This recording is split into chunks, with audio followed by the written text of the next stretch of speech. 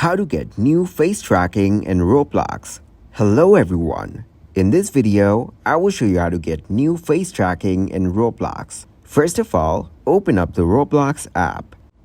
After opening up the Roblox app, tap on More icon from the bottom right corner.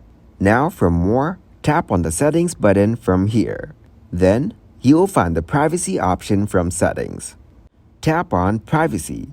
So to get new face tracking, you have to access the camera for it.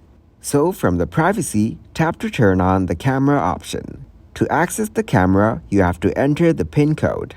As per security concerns, you have to enter the PIN to unlock the camera.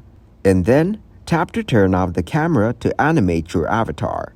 Now tap to enable the camera option from here.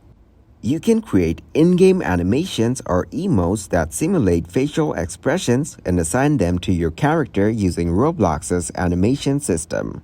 Thank you guys for watching this video. Hope you got some value. Make sure to like the video and subscribe to the channel to get notified for new videos. See you in the next one.